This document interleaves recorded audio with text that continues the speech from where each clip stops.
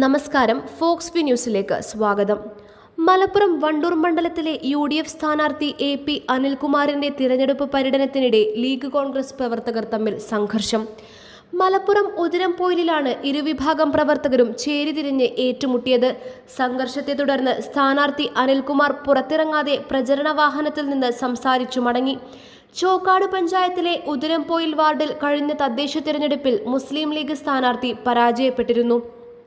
തോൽവിക്ക് കാരണക്കാരായ കോൺഗ്രസ് പ്രവർത്തകർ AP അനിൽകുമാറിന്റെ പര്യടന വേദിയിൽ എത്തിയതാണ് ലീഗ് പ്രവർത്തകരെ ചൊടിപ്പിച്ചത്. ഇത് പിന്നീട് വാക്കേറ്റത്തിലേക്കും കയ്യങ്കാളിയിലേക്കും നീങ്ങുകയായിരുന്നു. കാലുവാരിയെന്ന് ലീഗ് സംശയിക്കുന്നവർ പ്രചാരണ പരിപാടിക്ക് എത്തിയതാണ് സംഘർഷത്തിന് കാരണം. സംഭവം വിവാദമായതോടെ സ്ഥലത്ത് സംഘർഷമുണ്ടായിട്ടില്ലെന്നാണ് പ്രാദേശിക ലീഗ് കോൺഗ്രസ് നേതൃത്വം പറയുന്നത്. പരിപാടിയുടെ സംഘാടനവുമായി ബന്ധപ്പെട്ട ചെറിയ തർക്കങ്ങൾ മാത്രമാണ് ഉണ്ടായതെന്നും തദ്ദേശ തിരഞ്ഞെടുപ്പിലെ വിഷയങ്ങളുമായി ഇതിന് ബന്ധമില്ലെന്നുമാണ് നേതാക്കളുടെ വാദം. സംഭവത്തിൽ MLAയോടുള്ള എതിർപ്പാണ് ഏറ്റുമുട്ടലിന് കാരണമെന്ന് ഇടതുപക്ഷം ആരോപിച്ചു. News desk, Fox view.